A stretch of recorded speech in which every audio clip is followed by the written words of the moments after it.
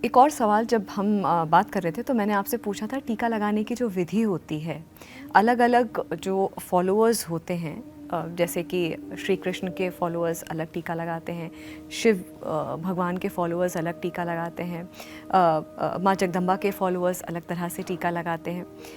ऐसे में टीका लगाने की जो विधि है वो कितनी एक दूसरे से जुदा है, क्या इसका सिग्निफिकेंस है? राधा रानी का टीका अलग होता है?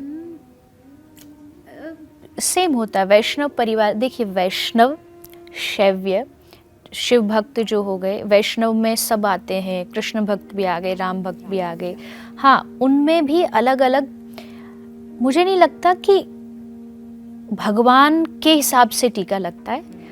ये जो तिलक लगता है ये संप्रदाय के अकॉर्डिंगली लगता है। मैं कृष्ण भक्त हूँ तो कृष्ण भक्तों का एक ही तिलक नहीं है, कृष्ण भक्तों के भी कई सारे हैं। इट डिपेंड्स कि उनके गुरु कौन है, उनकी गुरु परंपरा क्या है। गुरु परंपरा के ही हिसाब से हमको तिलक लगाने की पद्धति मिलती है और सबका सिग्निफिकेंस अलग अलग है। लेकिन मूल जो है, मेन जो है, ये तिलक का मतलब होता है कि ये भगवान के चरण है। तिलक का मेन जो मकसद होता है धारण करने का, वो यही होता है कि भगवान के चरण हमारे माथे पे विराजमान है। अब हमको किसी से डरना नहीं, क्योंकि भगवान हमारे साथ हैं। इस रीज़न से तिलक लगाया जाता है। अब इसमें सिर्फ शेप अलग अलग कर दी गई, वो इसलिए की गई, एक तो इससे आपको अपने धर्म की डेप्थ पता चलती है कि देखो सनातन धर्म कितना डीपली साइंटिफिक भी है, लॉजिकल भी है कि आप माथे का टीके का शेप बदल दो, इतना सा भी चेंज कर दो तो आपको तुरंत आपका गुरु, आपकी परंपरा, आपकी संप्रदाय सब चेंज हो जाएगी, सब पता लग जाएगी। हाँ, तो ये एक सिग्निफिकेंस है हमारे धर्म का, सनातन धर्म का। अदरवाइज तो ये तिलक आप अपनी मर्जी से नहीं लगा सकते। कई लोग बोलते हैं अच्छा मुझे ये शेप पसंद नहीं, मैं दूसरा वाला लगाऊंगा। मतलब ये कोई फैशन शो थोड़ी हो रहा है कि आपको ये नहीं पसंद तो वो लगा लो। ये आपको गुरु से मिलता है। गुरु जो तिलक लगाते हैं आपको वो लगाना चाहिए। और मैंने ये बात कई बार भी बताई है, हमारे सनातन धर्म में 4 ही संप्रदाय हैं।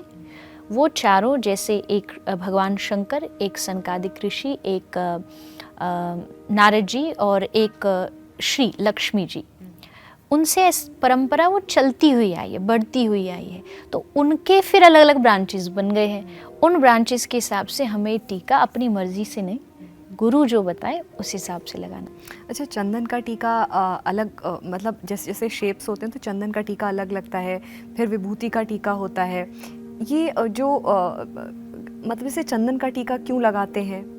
फिर जैसे कि आपके हस्बैंड से भी मेरी बात हुई तो उनका टीका, मैंने पूछा भी कि अरे ये टीका काला क्यों है, तो उन्होंने बोला कि ये विभूति उसमें मिक्स्ड है, काली मिट्टी, हाँ जी, तो वो मिक्स्ड है।